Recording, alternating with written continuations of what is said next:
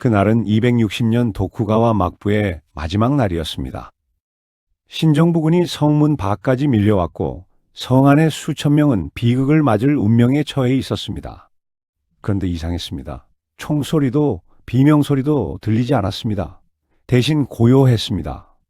누군가 이 지옥을 막아선 것입니다. 그 누군가는 22살의 여인이었습니다. 세이칸인 송명 카즈노미야. 그녀는 천황의 여동생이자 동시에 쇼군의 미망인이었습니다. 불과 몇 년 전까지만 해도 그녀에게 이곳 에도성은 세상에서 가장 증오스러운 감옥이었습니다. 황실의 가장 귀한 꽃으로 자라 사랑하는 정혼자까지 있었던 그녀에게 낯선 무사 가문으로의 시집은 죽음보다 싫은 정치적 인질, 그 이상도 이하도 아니었습니다. 쇼군과의 결혼을 머리를 깎으면서까지 거부했던 그런 그녀가 어째서 자신을 인질로 삼았던 가문을 위해 총칼 앞에 홀로 선 것일까요? 오늘 우리는 역사의 거대한 파도 속에서 가장 가냘팠으나 가장 강인했던 여인 카즈노미야의 이야기를 시작하려 합니다. 오늘의 이야기 시작하기 전 구독과 좋아요 눌러주시고 지금 어디서 듣고 계신지 댓글로 남겨주시면 따뜻한 마음을 담아 계신 그곳에 평안과 행복이 깃들기를 응원하겠습니다. 자, 그럼 오늘의 이야기 시작하겠습니다.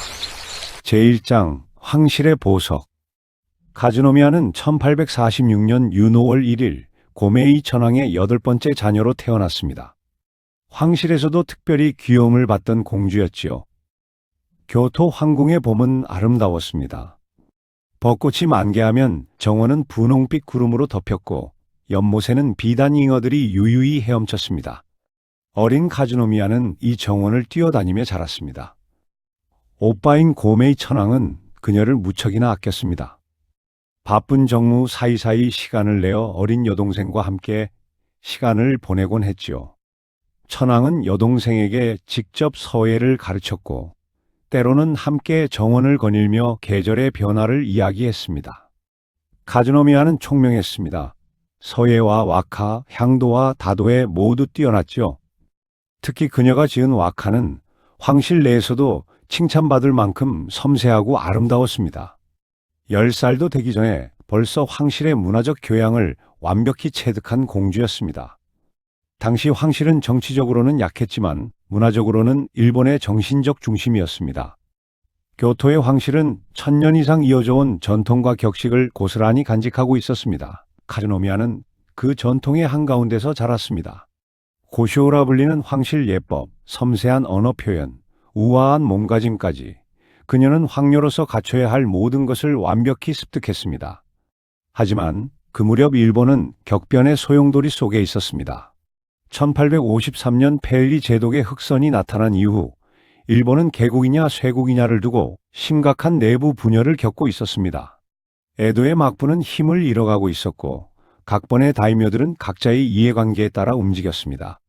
그리고 교토의 황실은 이 혼란 속에서 새로운 구심점으로 떠오르고 있었습니다. 어린 카즈노미야는 이런 정세를 알지 못했습니다.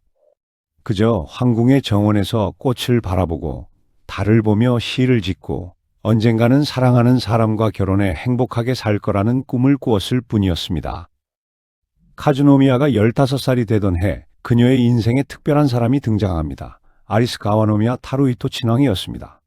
타루히토 친왕은 황실의 반개군가 출신으로 카즈노미야보다 5살 위였습니다. 그는 총명하고 교양이 깊은 청년이었으며 무예에도 뛰어났지요. 황실 내에서는 차세대 황실을 이끌어갈 인물로 기대를 받고 있었습니다.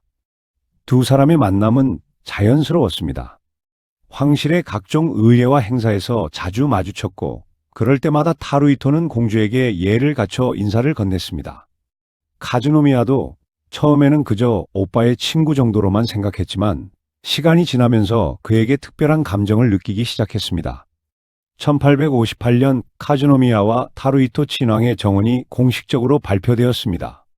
고메이 천왕이 직접 허락한 혼인이었습니다. 황실 내부에서는 모두가 축복했습니다.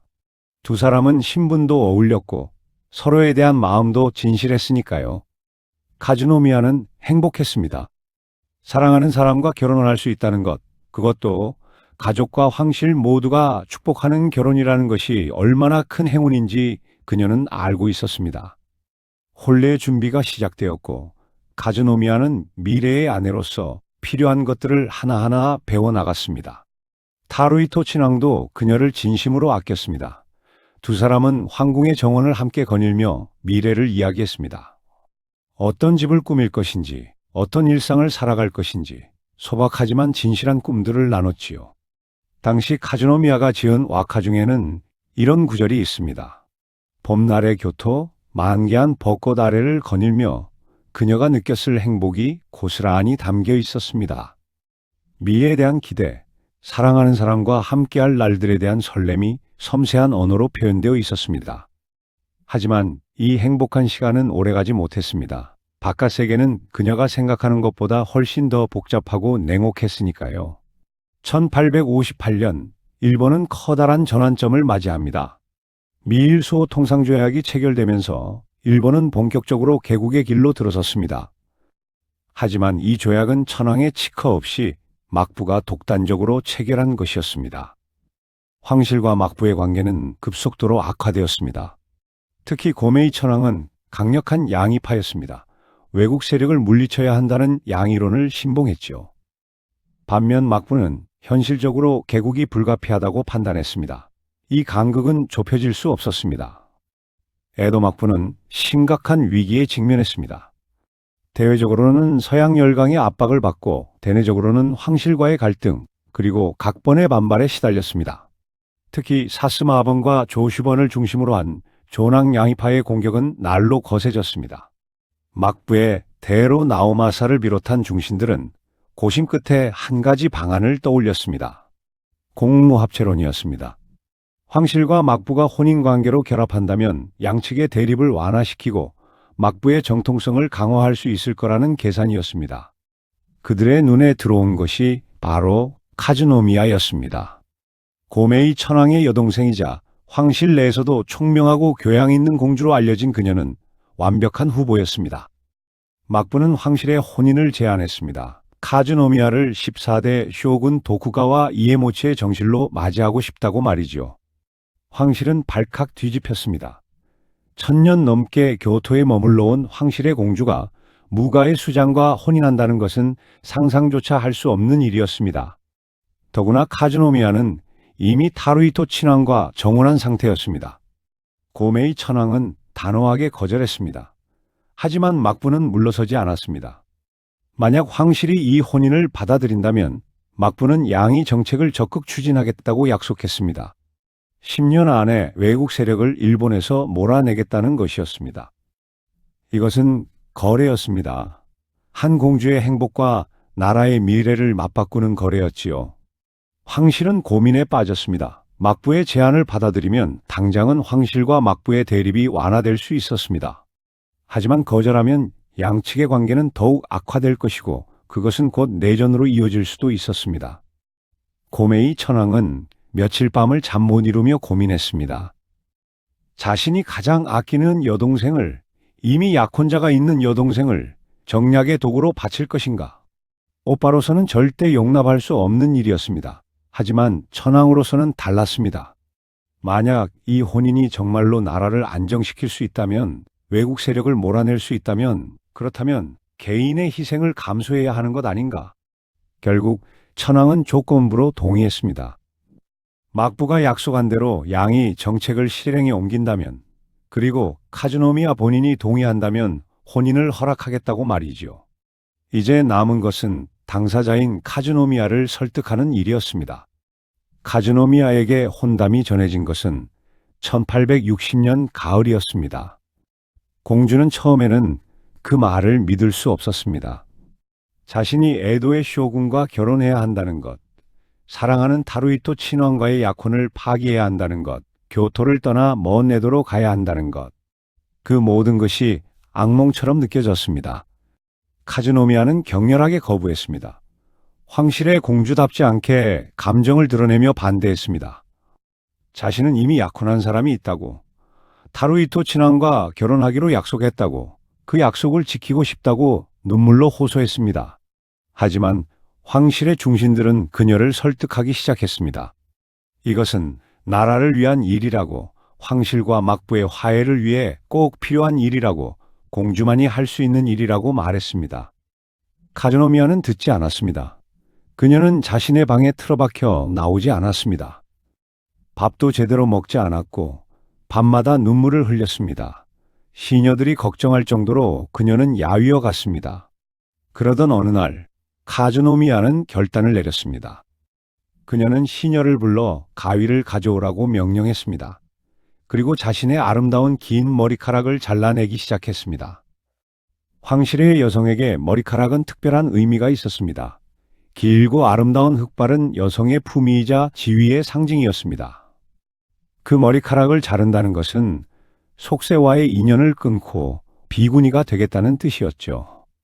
카즈노미아의 삭발 소식은 황궁 전체를 충격에 빠뜨렸습니다. 고메이 천왕도 급히 여동생을 찾아왔습니다.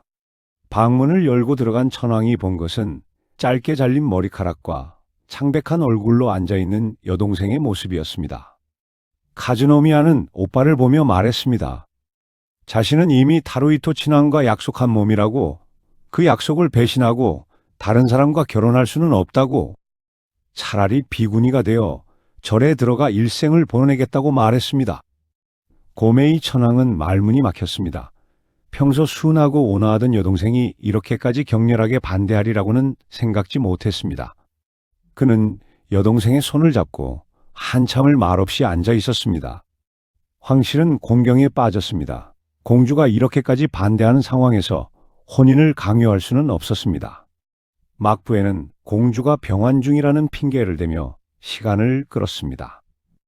하지만 막부도 물러서지 않았습니다. 그들은 계속해서 혼인을 재촉했고 황실의 압력을 가했습니다. 상황은 점점 더 어려워졌습니다. 1861년 초봄, 고메이 천왕은 여동생을 다시 찾았습니다. 이번에는 단둘이 만났습니다. 시녀들조차 물러나게 한 채 오빠와 여동생만이 방에 남았습니다. 천왕은 오랫동안 침묵했습니다. 무슨 말부터 꺼내야 할지 알 수 없었습니다. 결국 그는 조용히 입을 열었습니다. 천왕은 여동생에게 나라의 상황을 설명했죠. 막부와 황실의 대립이 얼마나 심각한지, 만약 이 혼인이 성사되지 않는다면 어떤 일이 벌어질 수 있는지 차근차근 이야기했습니다. 그리고 막부가 약속한 양이 정책에 대해서도 말했습니다. 만약 이 혼인을 통해 막부와 황실이 협력한다면 외국 세력을 몰아내고 일본을 지켜낼 수 있을지도 모른다고 말이지요. 카즈노미아는 고개를 숙인 채 들었습니다. 천왕의 목소리는 떨리고 있었습니다. 그는 오빠로서가 아니라 천왕으로서 말하고 있었지만 그 목소리에는 고통이 배어 있었습니다. 천왕은 마지막으로 말했습니다. 자신이 천왕으로서 여동생에게 부탁하는 것이 아니라 오빠로서 여동생에게 도움을 청하는 것이라고. 만약 여동생이 정말로 원하지 않는다면 이 혼담을 파기하겠다고. 그러나 만약 여동생이 조금이라도 나라를 위해 희생할 마음이 있다면 부디 이 혼인을 받아들여달라고 말했습니다. 카즈노미아는 오랫동안 대답하지 못했습니다. 눈물이 멈추지 않았습니다. 그녀는 알고 있었습니다. 오빠가 얼마나 고민했을지, 얼마나 괴로워했을지를 말입니다. 평소 자신을 그토록 아끼던 오빠가 이런 부탁을 한다는 것은 정말로 다른 방법이 없다는 뜻이었습니다. 며칠 밤을 고민한 끝에 카즈노미아는 결단을 내렸습니다. 혼인을 받아들이기로 한 것입니다. 그러나 그녀는 조건을 달았습니다. 막부가 약속한 대로 양이 정책을 반드시 실행에 옮길 것, 그리고 자신이 에도에 간 후에도 교토의 풍습을 유지할 수 있도록 허락할 것, 타루히토 친왕과의 파혼 절차를 정중하게 진행할 것 등이었습니다. 막부는 모든 조건을 받아들였습니다. 1861년 6월 카즈노미아와 도쿠가와 이에모치의 혼인이 공식적으로 결정되었습니다. 타루히토 친왕은 이 소식을 듣고 깊은 슬픔에 잠겼습니다. 하지만 그 역시 황실의 일원으로서 상황을 이해했습니다. 그는 공주에게 마지막 편지를 보냈습니다. 비록 부부의 인연은 맺을 수 없게 되었지만 공주의 행복을 언제까지나 기원하겠다는 내용이었습니다. 카즈노미아는 그 편지를 읽고 또 눈물을 흘렸습니다. 그러나 이제 더 이상 돌이킬 수 없었습니다. 그녀의 운명은 이미 결정되었습니다. 혼례 준비가 시작되었습니다. 카즈노미아는 매일같이 에도로 가기 위한 준비를 했습니다. 하지만 그녀의 얼굴에서 웃음은 사라졌습니다. 16살 소녀의 밝은 표정은 온데간데 없고 그 자리에는 체념과 슬픔만이 남아 있었습니다. 교토의 사람들은 안타까워했습니다. 황실의 보석이라 불리던 아름다운 공주가 정략의 희생양이 되어 먼 에도로 떠나야 한다는 것을 모두가 알고 있었습니다. 사람들은 공주를 보며 눈물을 흘렸습니다. 1861년 10월, 마침내 출발일이 정해졌습니다. 카즈노미아는 이듬해 봄, 에도를 향해 떠나게 될 것이었습니다.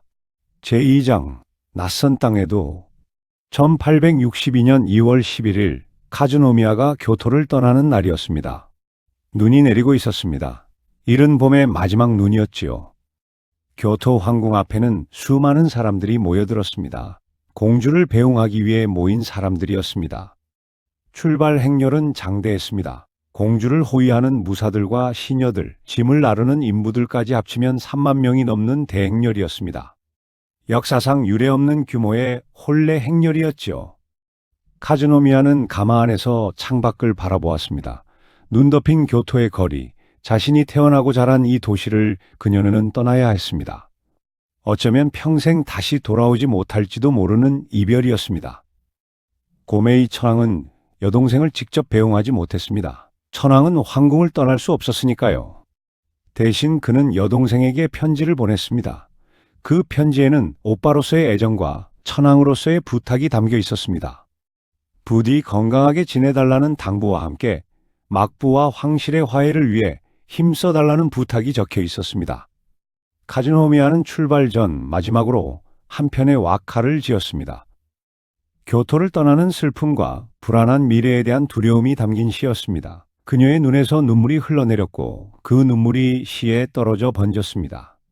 행렬이 움직이기 시작했습니다. 사람들은 손을 흔들며 공주를 배웅했습니다. 많은 이들이 울고 있었습니다. 카즈노미아는 마지막으로 교토 황궁을 돌아보았습니다. 그곳에서 보낸 16해의 시간들이 주마등처럼 스쳐 지나갔습니다. 교토에서 에도까지는 약 800km였습니다. 도카이도를 따라가는 여정이었지요.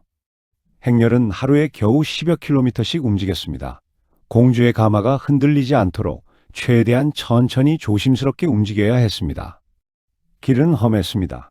2월의 날씨는 변덕스러웠고 눈과 비가 번갈아 내렸습니다. 강을 건너야 할 때는 더욱 어려웠습니다. 행렬은 여러 번 멈춰서야 했습니다. 카즈노미아는 가마 안에서 하루하루를 보냈습니다. 창밖으로 보이는 풍경은 점점 낯설어졌습니다. 교토의 우아한 거리는 사라지고 그 자리에 황량한 들판과 작은 마을들이 나타났습니다. 후지산의 거대한 모습이 보일 때쯤 그녀는 자신이 정말로 멀리 와버렸다는 것을 실감했습니다. 밤이 되면 숙소에서 쉬었습니다. 하지만 카즈노미아는 잠을 이루지 못했습니다. 낯선 곳에서의 밤은 너무나 적막했죠. 교토에서는 밤에도 황궁 안에 익숙한 소리들이 들렸는데 이곳에서는 모든 것이 낯설었습니다. 한 달 가까이 걸린 여정 끝에 1862년 3월 11일 행렬은 마침내 에도에 도착했습니다. 에도는 교토와는 완전히 달랐습니다. 교토가 천년 역사의 우아함과 전통이 살아 숨쉬는 도시였다면 에도는 막부의 권력이 집중된 거대한 정치 도시였습니다. 인구만 100만이 넘었고 거리는 활기차고 소란스러웠습니다. 에도성은 웅장했습니다. 높은 성벽과 넓은 해자, 거대한 돌담이 권력의 상징처럼 우뚝 솟아 있었습니다. 교토 황궁의 소박하고 고즈넉한 분위기와는 전혀 달랐습니다. 카즈노미아는 가마에서 내렸습니다.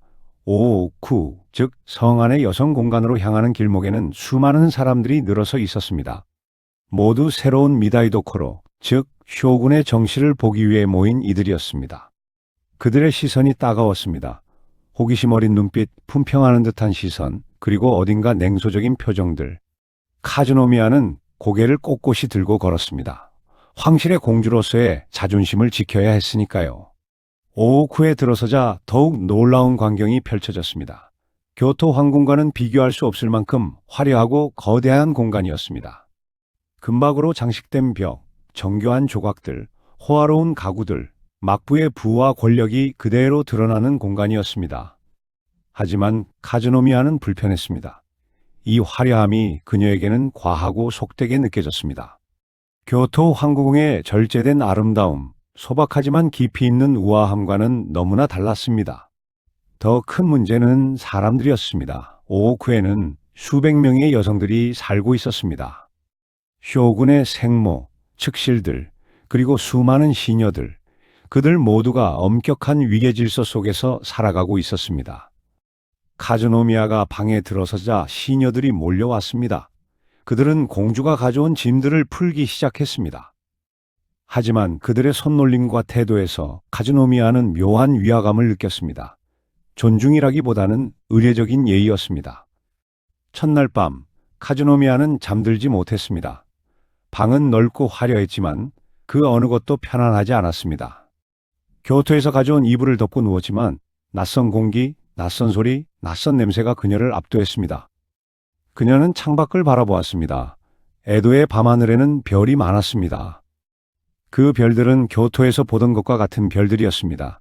하지만 왠지 더 멀고 차갑게 느껴졌습니다. 카즈노미아는 그날 밤 처음으로 깨달았습니다. 자신이 교토로 돌아갈 수 없다는 것을, 이제 이곳이 자신의 집이 되어야 한다는 것을 말입니다. 그리고 그 깨달음은 너무나 무거웠습니다. 카즈노미아가 에도성에 입성한 지 며칠 후 그녀는 첫 번째 시련을 맞이하게 됩니다. 천쇼인, 즉 13대 쇼군 이에사다의 미망인과의 만남이었습니다. 천쇼인은 원래 사스마반의 다이묘 시마즈 나리아키라의 양녀로 본명은 아츠히메였습니다. 그녀는 정략 결혼으로 이에사다와 결혼했지만 남편이 일찍 세상을 떠나면서 오오쿠의 실권자가 되었습니다. 강인하고 영리한 여성이었지요. 천쇼인은 카즈노미아를 환영한다고 말했지만 그 태도에는 미묘한 긴장감이 흐르고 있었습니다. 두 여인은 서로를 조심스럽게 살폈습니다. 첫 번째 충돌은 예법 문제에서 시작되었습니다. 카즈노미아는 교토 황실의 예법인 고쇼우를 따랐습니다. 앉는 자세, 말하는 방식, 옷을 입는 법까지 모든 것이 황실의 전통을 따라갔지요. 그러나 에도성의 오오쿠는 북해후, 즉 무가의 예법을 따르고 있었습니다. 두 예법은 세세한 부분에서 달랐습니다. 인사하는 방식, 차를 마시는 법, 심지어 걷는 자세까지도 달랐습니다. 카즈노미아가 황실의 방식대로 행동하면 오오쿠의 시녀들은 당황했습니다. 그들에게는 그것이 낯설고 때로는 거만하게 보였습니다. 더 큰 문제는 상성 문제였습니다. 오오쿠의 서열상 천쇼인이 가장 높은 위치에 있었습니다. 하지만 카즈노미아는 황실의 공주였습니다. 신분상으로는 카즈노미아가 훨씬 높았지요. 그렇다면 누가 상석에 앉아야 하는가? 이 문제는 단순히 자리 배치의 문제가 아니었습니다. 권력과 위신의 문제였습니다. 황실과 막부 중 어느 쪽이 위인가를 결정하는 상징적 사안이었지요. 천쇼인은 자신의 입장을 굽히지 않았습니다. 오오쿠에서는 자신이 최고 어른이며 카즈노미아는 새로 들어온 며느리일 뿐이라고 생각했습니다. 카즈노미아 역시 물러서지 않았습니다. 자신은 천황의 여동생이며 황실의 공주로서 마땅히 존중받아야 한다고 여겼습니다. 결국 막부는 절충안을 제시했습니다. 공식 행사에서는 카즈노미아가 상석에 앉지만 오오쿠 내부의 일상적인 모임에서는 천쇼인을 우선한다는 것이었습니다. 하지만 이 애매한 합의는 오히려 더 많은 혼란을 낳았습니다. 두 여인 사이의 긴장은 오오쿠 전체로 퍼져나갔습니다. 시녀들은 둘로 나뉘어 각자의 주인을 지지했습니다. 천쇼인을 따르는 파벌과 카즈노미아를 섬기는 파벌이 형성되었지요. 카즈노미아는 교토에서 온 시녀들만을 가까이 두었습니다.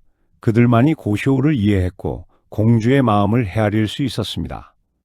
반면 오오쿠의 시녀들은 카즈노미아를 어렵고 까다로운 사람으로 여기기 시작했습니다. 말투도 문제였습니다. 교토의 말과 에도의 말은 억양과 단어 사용에서 많이 달랐습니다.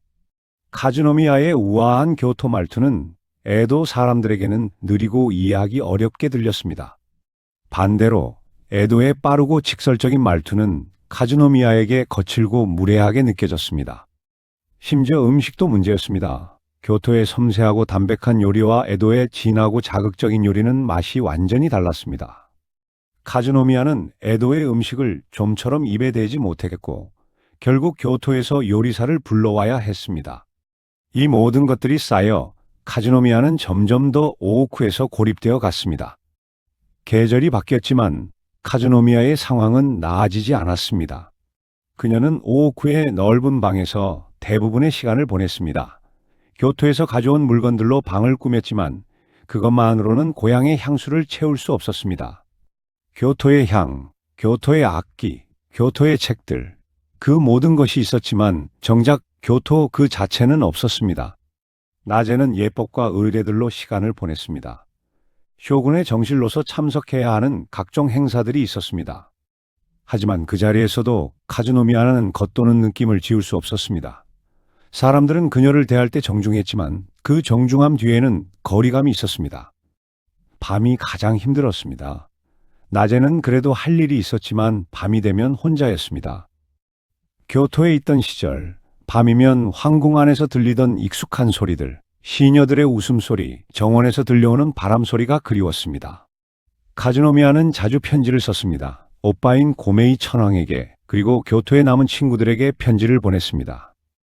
에도에서의 생활이 얼마나 힘든지, 얼마나 외로운지를 토로했습니다. 하지만 그 편지들도 검열을 거쳐야 했습니다.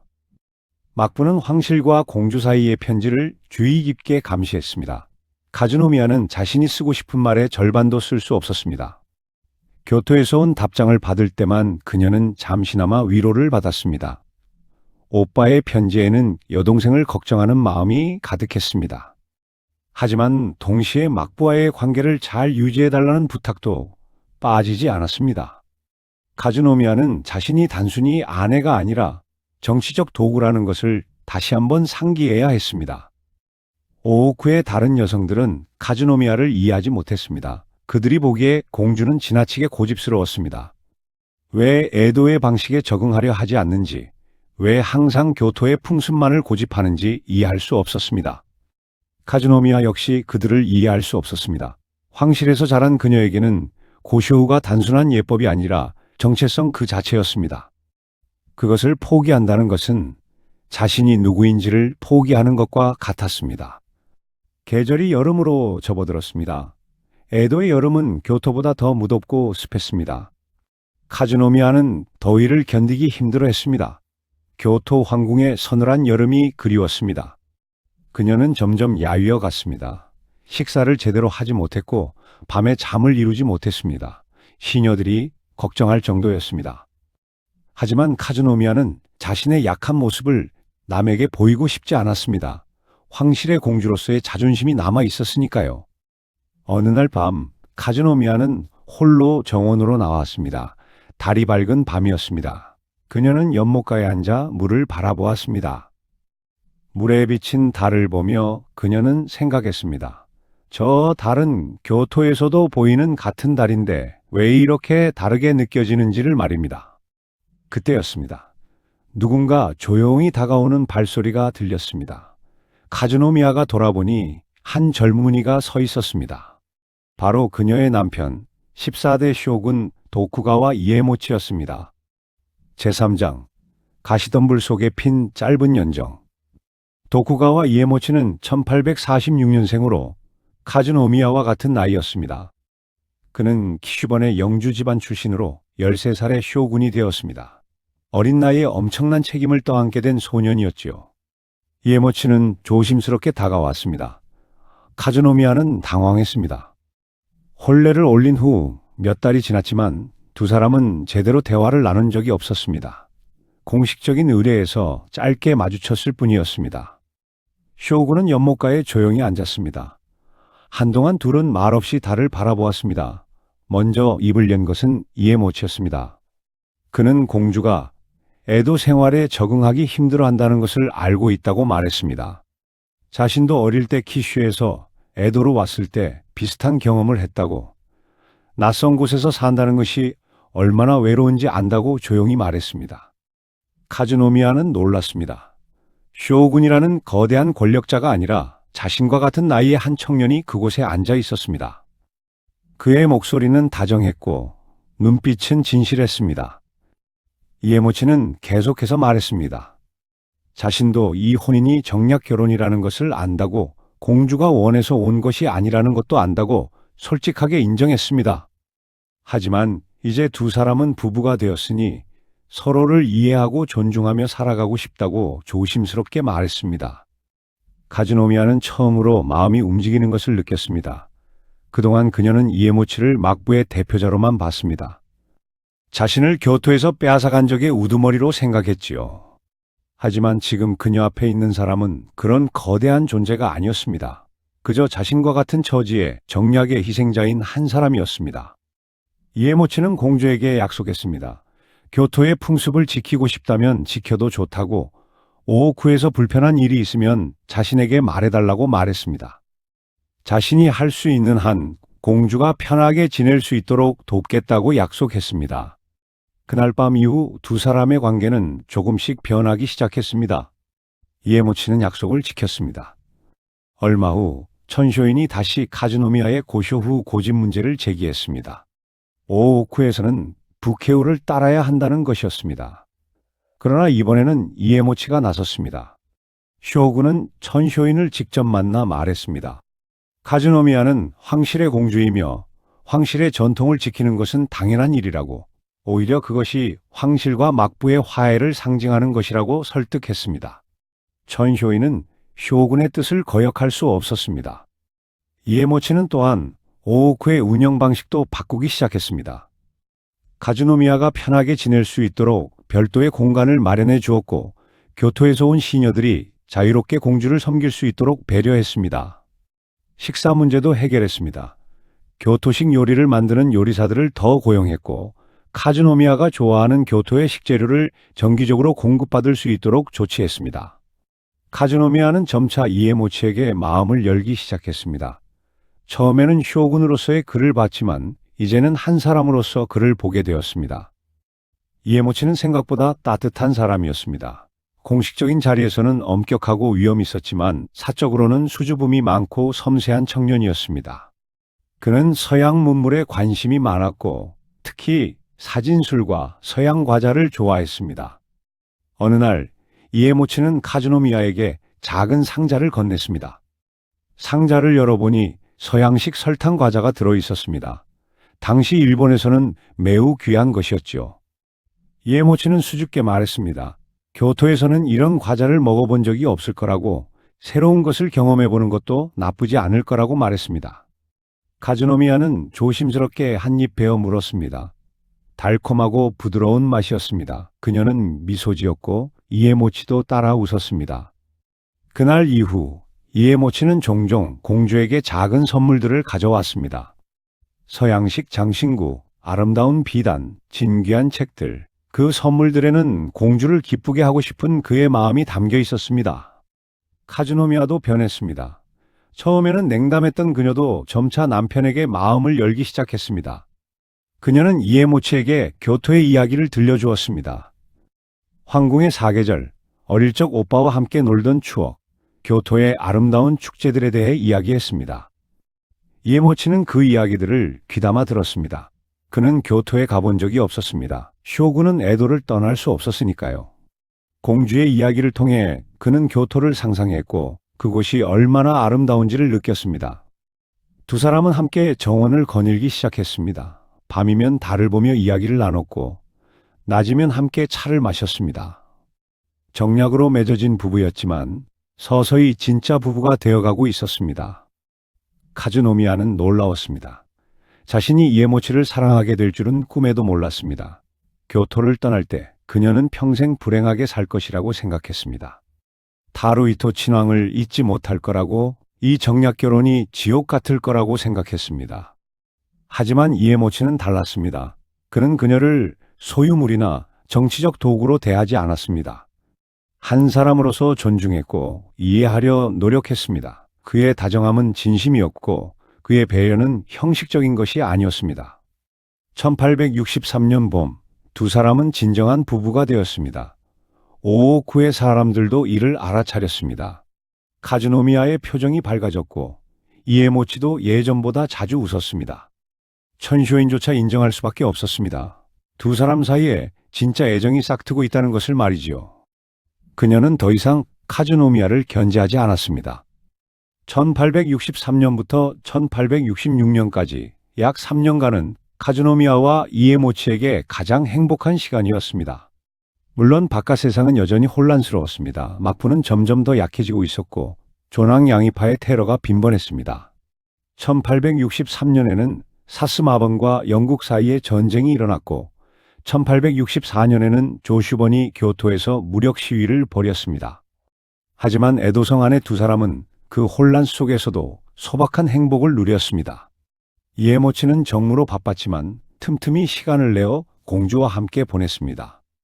그들은 함께 와카를 짓기도 했고 바둑을 두기도 했습니다.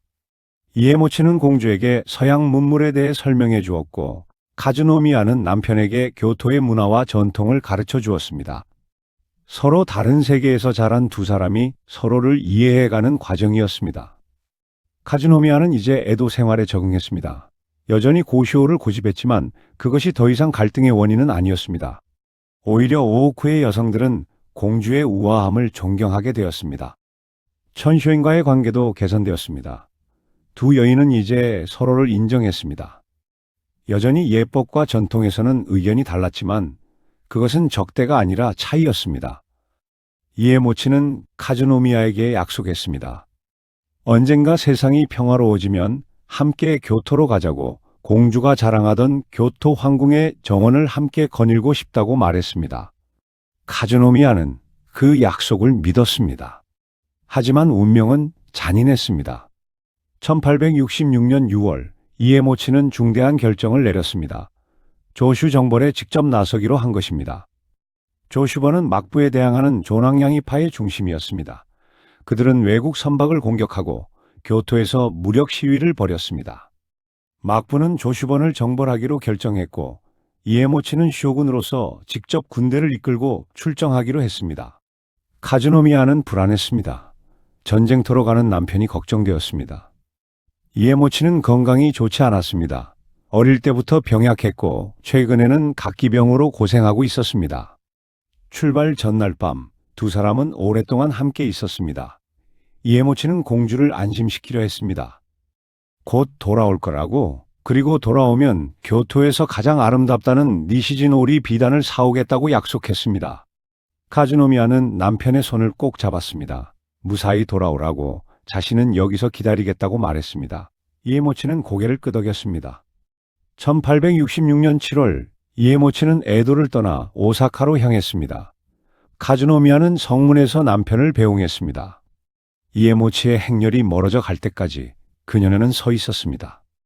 그것이 두 사람의 마지막 만남이었습니다. 제사장, 남겨진 자의 슬픔. 1866년 8월 29일 청천벽력 같은 소식이 에도성에 전해졌습니다. 쇼군 도쿠가와 이에모치가 오사카 성에서 서거했다는 것이었습니다. 향년 20살, 너무나 젊은 나이였습니다. 카즈노미야는 그 소식을 듣고 주저앉았습니다. 믿을 수 없었습니다. 불과 2달 전만 해도 건강하게 출정했던 남편이, 돌아오겠다고 약속했던 남편이 세상을 떠났다는 것이 현실로 받아들여지지 않았습니다. 공식 발표에서는 각기병이 악화되었다고 했습니다. 하지만 후세의 연구에 따르면 실제로는 심장병이었을 가능성이 높다고 합니다. 어릴 때부터 약했던 건강이 전쟁의 스트레스를 견디지 못한 것이었습니다. 카즈노미야는 며칠을 방 안에서 울기만 했습니다. 식사도 거부했고 누구와도 만나려 하지 않았습니다. 시녀들이 걱정할 정도였습니다. 그녀는 자신을 원망했습니다. 왜 더 만류하지 않았을까? 왜 출정을 막지 못했을까? 만약 자신이 더 강하게 반대했다면 이에모치는 가지 않았을지도 모른다고 생각했습니다. 하지만 동시에 그녀는 알고 있었습니다. 이에모치는 쇼군이었고 쇼군은 책임을 피할 수 없었다는 것을 말입니다. 조슈 정벌은 막부의 운명이 걸린 전쟁이었고 쇼군이 직접 나서지 않을 수 없었습니다. 천쇼인이 카즈노미야를 찾아왔습니다. 두 여인은 말없이 마주 앉아 눈물을 흘렸습니다. 천쇼인도 젊은 나이에 남편을 잃은 경험이 있었습니다. 그녀는 카즈노미야의 슬픔을 이해했습니다. 오사카에서 이에모치의 유해가 에도로 돌아왔습니다. 카즈노미야는 남편의 관 앞에 무릎을 꿇고 하염없이 눈물을 흘렸습니다. 불과 몇 달 전만 해도 살아서 함께 이야기를 나누던 사람이 이제는 차가운 나무 상자 안에 누워 있었습니다. 장례를 치르고 며칠 후 오사카에서 한 짐이 도착했습니다. 이에모치가 오사카에 머물던 중에 주문했던 물건들이었습니다. 그 중에는 니시즌 오리 비단도 있었습니다. 교토에서 가장 유명한 비단으로 아름다운 무늬가 새겨진 최고급 품질의 비단이었습니다. 이에모치가 공주에게 선물하기 위해 특별히 주문한 것이었습니다. 카즈노미야는 그 비단을 보는 순간 무너졌습니다. 남편이 마지막으로 한 약속, 돌아오면 사주겠다던 그 비단이 주인 없이 도착한 것입니다. 그녀는 비단을 끌어안고 통곡했습니다. 이에모치가 얼마나 자신을 생각했는지, 전쟁터에서도 자신을 잊지 않고 이 비단을 준비했다는 것이 얼마나 고마운지. 그러나 이제는 그에게 고맙다는 말조차 할 수 없다는 것이 너무나 슬펐습니다. 카즈노미야는 그 비단을 평생 간직했습니다. 옷을 만들지도 않았고 다른 용도로 사용하지도 않았습니다. 그저 상자에 넣어 곁에 두고 남편을 그리워할 때마다 꺼내보았습니다. 20살의 카즈노미야는 과부가 되었습니다. 결혼한 지 겨우 4년 만이었습니다. 진짜 사랑을 알게 되고 진짜 행복을 느끼기 시작한 지 채 3년도 되지 않았습니다. 이에모치의 죽음 이후 카즈노미야는 머리를 깎고 비구니가 되었습니다. 그녀는 세이카닌이라는 법명을 받았습니다. 당시 무가 사회에서 남편을 잃은 여성이 삭발하는 것은 흔한 일이었습니다. 특히 고위 신분의 여성들은 거의 예외 없이 비구니가 되었지요. 그것은 남편에 대한 정절의 표시이자 속세와의 인연을 끊었다는 선언이었습니다. 하지만 카즈노미야에게 삭발은 단순한 의례 이상의 의미가 있었습니다. 한때 결혼을 거부하며 스스로 머리를 잘랐던 그 기억이 떠올랐습니다. 그때는 억지로 떠밀려가는 결혼을 거부하기 위해 머리를 잘랐지만 이번에는 진심으로 사랑했던 남편을 추모하기 위해 머리를 자릅니다. 세이카닌이 된 그녀는 오오쿠의 한 구석에서 조용히 살았습니다.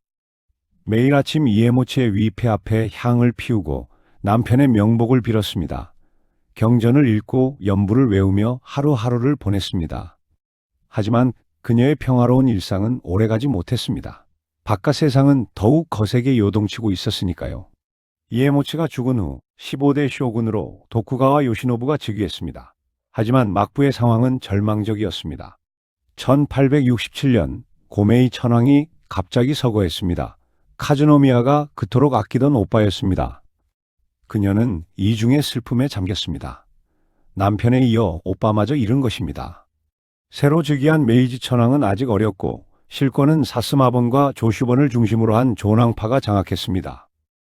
그들은 막부 타도를 공공연히 외쳤습니다. 1867년 10월 요시노부는 대정봉환을 선언했습니다. 정권을 천황에게 돌려준다는 것이었습니다. 하지만 이것으로도 사태는 진정되지 않았습니다. 존왕파는 막부를 완전히 제거하려 했습니다. 1868년 1월 보신전쟁이 시작되었습니다. 신정부군과 막부군이 교토 인근에서 충돌했고 막부군은 패배했습니다. 신정부군은 에도를 향해 진격하기 시작했습니다. 에도성은 공포에 휩싸였습니다. 만약 전쟁이 에도에서 벌어진다면 도시 전체가 불바다가 될 것이었습니다. 오오쿠의 여성들은 어떻게 될 것인가? 패배한 막부의 가족들은 처형당하거나 유배될 것인가? 이때 카즈노미야가 나섰습니다. 그녀는 황실에 편지를 썼습니다. 자신은 황실의 공주이자 도쿠가와 가문의 며느리라고 양쪽 모두에게 책임이 있다고 말했습니다. 그리고 부탁했습니다. 에도성을 무혈로 개성할 수 있도록 해달라고 오오쿠의 여성들과 도쿠가와 가문의 사람들을 보호해달라고 간곡히 청했습니다. 그녀의 편지는 신정부에 큰 영향을 미쳤습니다. 황실 출신인 그녀의 간청을 무시할 수 없었습니다. 또한 카즈노미야는 황실과 막부를 이어주는 상징이었습니다. 그녀를 함부로 대한다면 황실의 명예에도 흠이 갈 수 있었습니다. 한편 천쇼인도 사스마본에 편지를 보냈습니다. 그녀는 원래 사스마본 출신이었으니까요. 두 여인은 각자의 방식으로 도쿠가와 가문을 지키기 위해 싸웠습니다. 결국 신정부는 에도성의 무혈 개성을 받아들였습니다. 1868년 4월 11일 에도성은 평화롭게 신정부에 인계되었습니다. 에도는 전쟁의 화마를 피할 수 있었습니다. 에도성을 떠나는 날 카즈노미야는 천쇼인과 마지막으로 만났습니다. 두 여인은 오랫동안 말없이 마주보았습니다. 처음 만났을 때 그들은 적이었습니다. 황실과 무가, 고쇼후와 북해후, 서로 다른 세계에서 온 두 사람이 충돌했었지요. 하지만 이제 그들은 같은 편이었습니다. 함께 도쿠가와 가문을 지켰고 함께 오오쿠의 여성들을 보호했습니다. 서로 다른 길을 걸어왔지만 마지막 순간에는 같은 목표를 향해 힘을 합쳤습니다. 천쇼인이 먼저 입을 열었습니다. 자신의 오만함을 사과하고 카즈노미야의 지혜와 용기에 감사했습니다. 카즈노미야도 천쇼인의 강인함과 헌신을 존경한다고 말했습니다. 두 여인은 포옹했습니다. 적이었다가 동지가 된, 그리고 이제는 작별해야 하는 두 사람의 포옹이었습니다. 카즈노미야는 천쇼인과 함께 오오쿠를 나섰습니다. 에도성의 대문을 나서는 순간 그녀는 뒤를 돌아보았습니다. 6년간 살았던 이 성에서 그녀는 지옥 같은 고독도 겪었지만 진짜 사랑도 알게 되었습니다. 신정부군이 성 안으로 들어오는 것을 보며 카즈노미야는 생각했습니다. 한 시대가 끝나고 있다는 것을 말이지요. 도쿠가와 막부의 260년 역사가 막을 내리고 새로운 시대가 시작되고 있었습니다. 그녀는 조용히 성문을 나섰습니다. 뒤를 돌아보지 않고 앞만 보며 걸어갔습니다. 황실의 공주로서, 그리고 도쿠가와 이에모치의 미망인으로서 그녀는 마지막까지 품위를 지켰습니다. 에도성을 떠난 후 카즈노미야는 도쿄의 한 저택에서 조용히 살았습니다. 메이지 정부는 그녀를 예우했습니다. 황실 출신이기도 했고 또한 막부타도 과정에서 그녀의 역할을 인정했기 때문이었습니다. 하지만 그녀의 삶은 외로웠습니다. 정치적으로는 존중받았지만 개인적으로는 고독했습니다. 남편도 오빠도 고향도 모두 잃어버렸습니다. 그녀는 매일 이에모치의 위패 앞에서 기도했습니다. 남편을 잃은 지 10년이 넘었지만 그리움은 줄어들지 않았습니다. 오히려 시간이 갈수록 더 간절해졌습니다. 메이지 정부는 그녀에게 다시 황실로 돌아오라고 제안했습니다. 하지만 카즈노미야는 거절했습니다. 자신은 이미 도쿠가와 가문의 사람이라고 남편의 명복을 비는 것이 자신의 의무라고 말했습니다. 그녀는 점점 쇠약해졌습니다. 어릴 때부터 건강이 좋지 않았는데 나이가 들면서 더 악화되었습니다. 에도에서의 힘들었던 초기 생활, 남편의 죽음으로 인한 충격, 전쟁의 공포 등이 그녀의 몸을 갉아먹었습니다. 1877년 카즈노미야는 심한 각기병으로 누웠습니다. 의사들이 최선을 다했지만 그녀의 건강은 회복되지 않았습니다. 임종이 가까워지자 그녀는 마지막 유언을 남겼습니다. 카즈노미야의 마지막 소원은 명확했습니다. 죽은 후 남편 이에모치 곁에 묻어달라는 것이었습니다. 당시 황실 출신이 무가의 묘지에 묻힌다는 것은 파격적인 일이었습니다. 보통은 황실 묘역에 묻히는 것이 당연했습니다. 하지만 카즈노미야는 단호했습니다. 자신은 도쿠가와 이에모치의 아내이며 죽어서도 남편 곁에 있고 싶다고 말했습니다. 메이지 정부와 황실은 고민했습니다. 하지만 결국 그녀의 유언을 받아들였습니다. 그녀가 평생 겪은 고난과 도쿠가와 가문을 위해 보여준 헌신을 생각하면 마지막 소원을 들어주는 것이 마땅했습니다. 1877년 9월 2일 카즈노미야는 31세의 나이로 세상을 떠났습니다. 너무나 짧은 생이었습니다. 그녀의 유해는 도쿄 시바의 증조조지에 안장되었습니다. 바로 이에모치의 묘 옆이었습니다. 살아서는 겨우 4년을 함께했지만 죽어서는 영원히 함께하게 된 것입니다. 증조조지의 도쿠가와 가문 묘역에는 역대 쇼군들이 묻혀 있습니다. 그 중에서도 이에모치와 카즈노미야의 묘는 나란히 위치해 있습니다. 두 사람의 사랑을 기리는 듯이 말입니다. 장례식에는 많은 사람들이 참석했습니다. 메이지 정부의 고관들, 황실 관계자들, 그리고 옛 막부 시절을 기억하는 사람들. 모두가 카즈노미야의 파란만장한 삶을 기억하며 눈물을 흘렸습니다. 천쇼인도 장례식에 참석했습니다.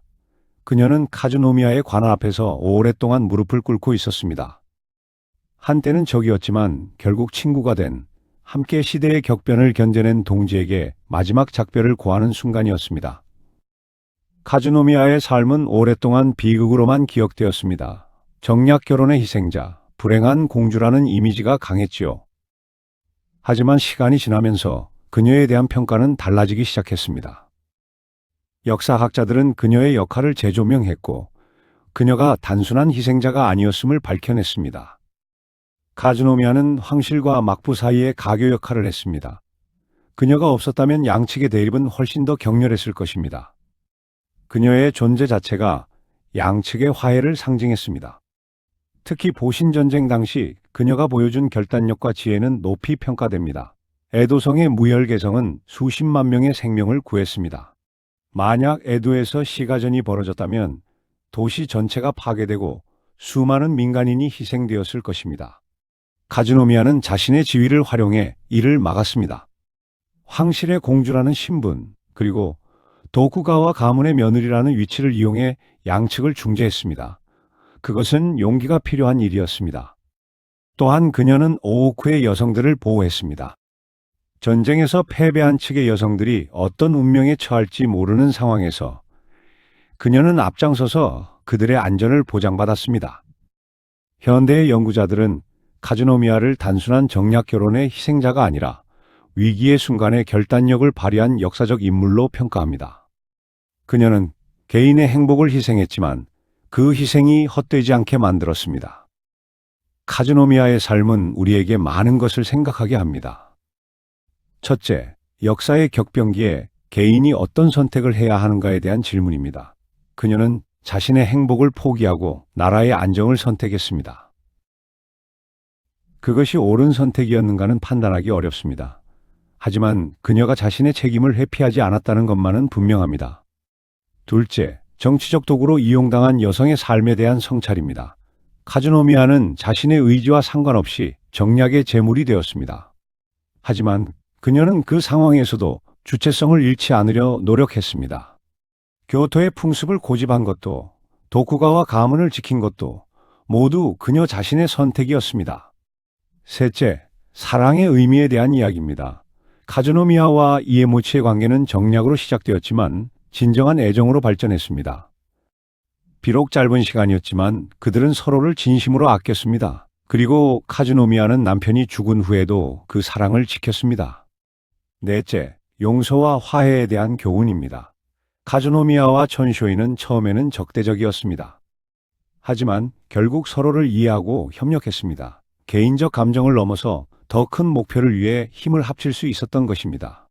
오늘날 도쿄 시바의 증조 조지에는 여전히 카즈노미아와 이에모치의 묘가 나란히 서 있습니다. 많은 사람들이 그곳을 방문해 두 사람의 사랑과 희생을 기립니다. 카즈노미아는 비극적인 삶을 살았지만 동시에 존경받는 삶을 살았습니다. 그녀는 역사의 희생자였지만 또한 역사를 만든 사람이기도 했습니다. 교토 황궁에서 태어나 에도성으로 시집갔던 한 여인.